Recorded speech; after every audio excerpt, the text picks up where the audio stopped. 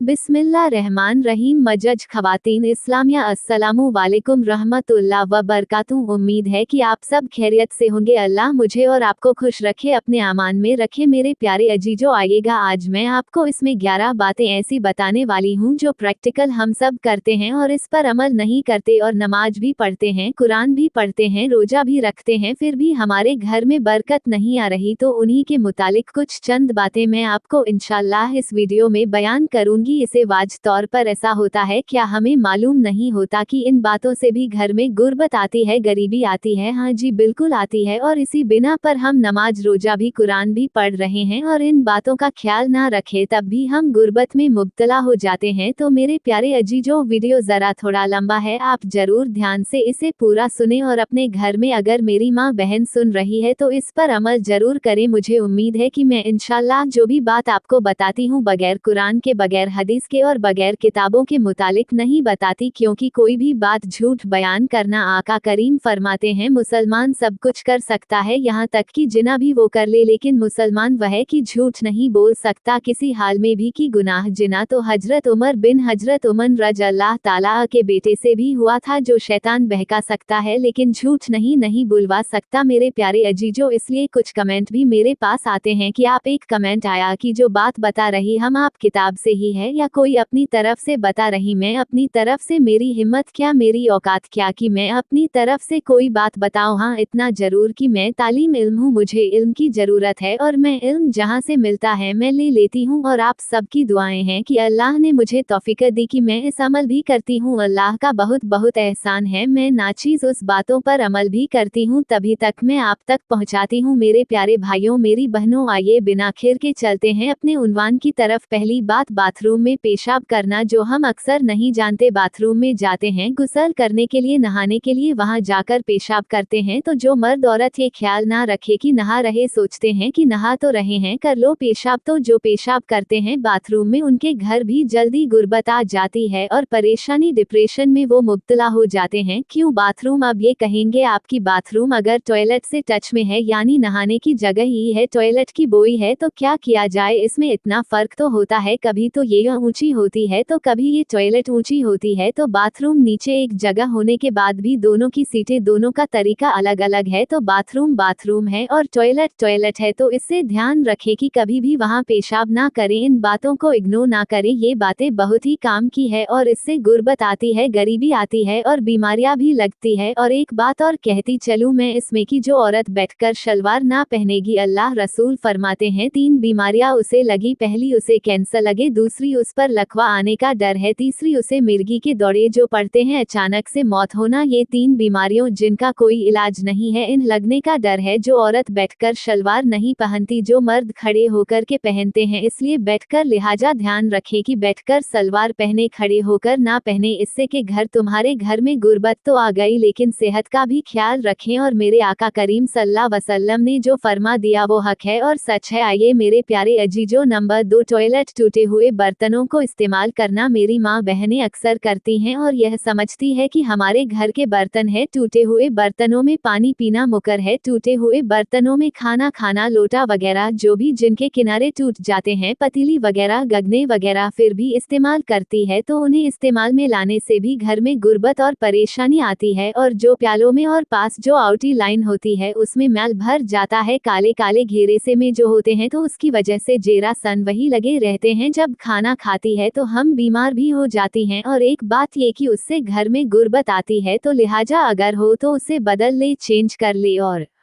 दूसरे बर्तन ले ले। प्लास्टिक भी चेंज हो जाता है, एल्युमिनियम भी, और स्टील और लोहे के बर्तन तो इस्तेमाल बिल्कुल नहीं करें। जहां तक भी हो, अगर औकात है तो तांबे पीतल के बर्तन जरूर इस्तेमाल करें, कर इससे लंबी उम्र होती है। मेरे प्यारे अजीजों, नंबर 3 पे है मगरिब और इशा के दरमियान सोना। अक्सर आज की रातों, आजकल की रातें, सर्दियों की रातों में रातें लंबी हो रही है और अजान इशा की देर से हो रही है, 7 से करीब 7 बजे से बाद तक हो रही है। तो उस वक्त मगरिब और इशा के दरमियान इंतजार इंतजार करे सोए ना, अगर इसके बाद अब मगरिब की नमाज ना पढ़ी, इशा की भी ना पढ़ी और सो जाए तो इससे भी गुर्बत आती है। इशा की नमाज पढ़ के सो। पहली बात तो अगर इब की नमाज ना पढ़ रही आप किसी पैरट में या हया से हैं तो इशा की अजान सुनने के बाद तब सोए, तो अगर जो सोते हैं इशा और मगरिब के दरमियान उनके घर भी गुर्बत आती है, उनके घर भी परेशानी आती है। नंबर 4, मेहमानों को देख करके जो लोग, जो मेरी बहनें, मेरी माँ बहनें बहुत अलग साथ है कि 3 दिन रुक गए 4 दिन र और आए दिन हमारा तो मेहमान आते रहते हैं, तो उससे जो बर्तन भाड़े धोने पड़ते हैं, नाश्ता सुबह को भी जल्द करना, तीनों टाइम अच्छा खाना बनता, कई कई तरीके का बनता। तो मेरी माँ बहनों के अंदर यह है कि वो परेशानी और अपने आप को गिरा गुजर समझती है कि अब हम इस बात में क्यों मेहमान आ रहे हैं। तो पहले यह बात समझे। आका करीम सल्लल्लाहु अलैहि वसल्लम ने इरशाद फरमाया कि जब कोई मेहमान किसी के घर जाता है तो 1 साल पहले अल्लाह रब्बुल इज्जत उसके नाम आमाल में उसके घर का रिस्क लिख देता है, जिसके जरिए से उन घर वालों को भी वो खाना नसीब होता है। तो मेरे आका सल्लल्लाहु अलैहि वसल्लम ने जो फरमा दिया, अगर आपको मालूम नहीं है तो आज इसे जान ले। कभी भी कोई मेहमान आए, दूसरे मोहल्ले वाला अभी अपने घर आए तो उसके भी इस्तकबाल करें, उसके भी अच्छे से चाय नाश्ते की बात करें कि उसके जरिए से हो सकता उसके नसीब से हमें मिल रहा हो। तो खबरदार हो जाए जो औरतें मर्द किसी मेहमान को देखकर अलग साए या मुंह चढ़ाए तो उनके घर भी गुर्बत आती है, बजाय इस बात के, क्योंकि अल्लाह रब्बुल फरमाता है कि जब कोई मेहमान किसी घर जाता तो वो मेरा भेजा हुआ होता है और उसी के नसीब से मैं तुम्हें भी रिज़्क अता करता हूँ। और मेहमान नवाजी करना मेरे आका करीम सल्लम के दादा परदादा की सुन्नत है कि आप हजरत इब्राहिम अलैहिस्सलाम कभी मेहमानों को छे करके, जब तक कोई आपके घर मेहमान ना था, आप खाना नाविल नहीं करते थे, खाना नहीं खाते थे। और आका करीम को भी बहुत पसंद है खाना खिलाना और दूसरों को। मेरे प्यारे। नंबर 5, आमदनी से ज्यादा जो औरतें खर्च करती हैं, जो मर्द खर्च करते हैं कि आज तो बच्चों पर अगर आमदनी मिली, आपकी जॉब है 0-0 महीने की या 0-0 रोज की आमदनी मिली, 0-0 रोज 500 नकद मिल गए अब दहाड़ आपको, तो आप क्या करेंगे? कुछ ऐसे मेरे भाई हैं कि 400 उसी दिन खर्च कर देंगे, वो उसी दिन अब दहाड़ 2 दिन बाद मिलेगी तो कल को परेशानी। तो आका करीम सल्लल्लाहु अलैहि वसल्लम फरमाते हैं ये भी कि एक एक पैसे को बड़े हिसाब से उठाना चाहिए। मर्दों के अंदर यह पाई जाती है कि वो अपने बच्चों पर चाहते हैं जितना पैसा सैलरी जितनी मिलती है कि उसी दिन खर्च कर देते हैं। ऐसा ना करें, अगले महीने को देखकर चले। और मेरी माँ बहन कहाँ खर्च करती हैं? अक्सर आमदनी से ज्यादा खर्च करना। मतलब औरत की भी जिम्मेदारी है कि वह अपने शौहर की कमाई को ध्यान से रखे और हिसाब से उठाए। नंबर 6,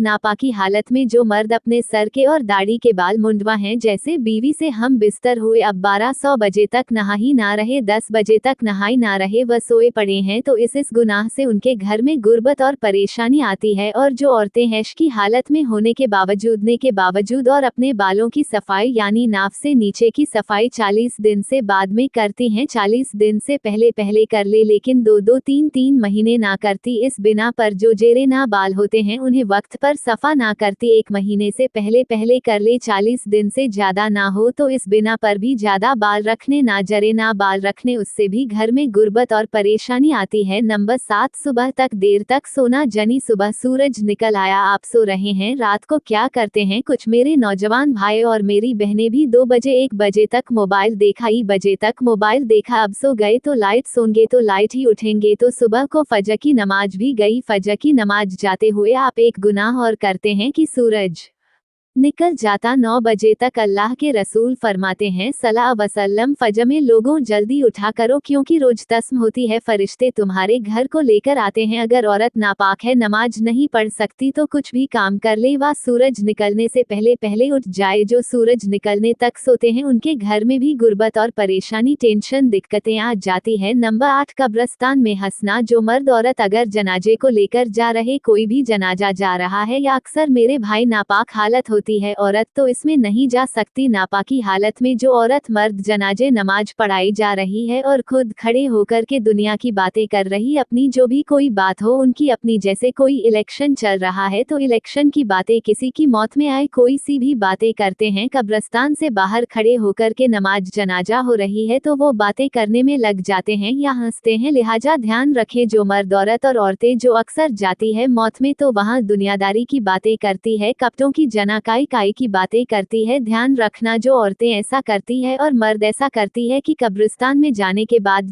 नमाज जनाजा नहीं पढ़ते बल्कि दूर खड़े होकर के देखते हैं और मिट्टी नहीं देते। नापाकी हालत होती है और उसे देख करके अपनी जवान से को भी हंसने का जुमला या दुनियादारी की बातें करते हैं तो उनके घर पर भी गुर्बत और परेशानी आती है। लिहाज ध्यान रखें कि कभी भी कोई ऐसा मौका पड़े किसी की मैयत में जामे तो हंसे नहीं बल्कि कब्रिस्तान को देख करके अल्लाह को, अपनी गौर को, अपनी कब्र को याद करें और उदास हो जाएं, उसके शरीक हो जाएं कि मैं भी तेरे साथ तेरे पीछे आने वाला हूँ। नंबर 9 बिना बिस्मिल्लाह पढ़े खाने खाना, यानी बगैर बिस्मिल्लाह पढ़े जो खाना खाते हैं शख्स, उनके घर में भी गुर्बत आती है। आका करीम फरमाते हैं सल्लल्लाहु अलैहि वसल्लम हदीस पाक में, जो शख्स मर्द औरत बगैर बिस्मिल्लाह पढ़े खाना खाते हैं उनके खाने में बरकत नहीं होती बल्कि शैतान उनके साथ चला जाता है, जिससे वो बीमारियों में मुब्तला हो जाते हैं। और ध्यान रखें, मेरे नबी सल्लल्लाहु अलैहि वसल्लम की बातों पर अमल ना करोगी तो हमेशा दुख और परेशानी में रहोगी। मेरे भाई भी, मेरे जो मेरी बहनें सुन रही हैं वो भी, क्योंकि आका करीम फरमाते जब बगैर बिस्मिल्लाह पढ़े खाना खाया जाता तो वो खाना अंदर जाकर, पेट में जाकर के मैदे में जाकर बीमारियों का सबब बनता है। इससे लिहाजा क्या कर ले, पलटी कर दे, उलट दे, मगर बगैर बिस्मिल्लाह पढ़े खाना ना खाए। जो मर्द औरत, जो बच्चे बिस्मिल्लाह के बगैर खाना खाते हैं उनके खाने में बरकत नहीं होती। आप खाना खाकर पेट तो भर लेंगे लेकिन बरकत कैसे नहीं हो कि आप बीमारी, परेशानी, टेंशन में मुब्तला हो जाएंगे। क्यों? बीमारी आ गई तो गुर्बत आ गई, बीमारी आ गई तो डॉक्टरों पे जाओगे, वैद्य पर जाओगे तो इससे पैसा जो होगा वो खर्च होगा, इससे भी एक गर्व आने का बहुत बड़ा सबब है। तो ध्यान रखें, बगैर बिस्मिल्लाह के खाना ना खाए। नंबर 10 झूठ बात पर कसम खाना, यानी किसी को कोई लजल लगा दिया, कोई बात कुछ कह दी, अब उसका पूछ पिछर हो रहा है। अक्सर औरतों में यह बात पाई जाती है तो झूठी कसम खा लेती है, ना मैंने कब कहा था, ऐसे कसम से ऐसा नहीं कहा था। बात बात पर ये जो मर्द ऐसी दुकान कर रहे हैं, कोई कपड़ा बेच रहा, कोई दुकानदारी चला रहा, कोई अपनी प्रोडक्ट बेचना चाह रहा तो उसे कसम खा खा के बेचेगा। ये ऐसी चीज है, इसे बहुत बढ़िया, इसमें गारंटी है। कसम से अल्लाह की कसम, झूठी खाना, अल्लाह की कसम बात बात पर खाना, ये भी एक गरीब और गुर्बत आने का सबब है। याद रखें, कभी भी गुर्बत कसम ना खाए झूठी किसी चीज की भी, अल्लाह के नाम से। मेरे प्यारे अजीजों, नंबर 11 पर कुरान मजीद का घर में है मौजूद होना और ना पढ़ना, ये बहुत बड़ी वजह है कि मेरी माँ बहनें कुरान मजीद पढ़ी लिखी है, मेरे भाई भी कुछ पढ़े लिखे, लेकिन कुरान मजीद की तिलावत नहीं करते। 8-8 दिन, 15 दिन, महीनों तक कुरान मजीद जुजदन में रखा है, उसके ऊपर गर्द आ गई, इस बिना पर भी उसके घर में गुर्बत आ गई, परेशानी आ गई। जो कुरान मजीद पढ़ने के बावजूद कुरान मजीद की रोज तिलावत ना करे तो कम से कम 1-2 रुकू पढ़े, सूर यासीन पढ़े, दोपहर को सूर फतह पढ़े। 26वें पारे में है सूर फतह, दुश्मनों का खात्मा, हर बीमारी, हर परेशानी का खात्मा करती है। और रात को सोते वक्त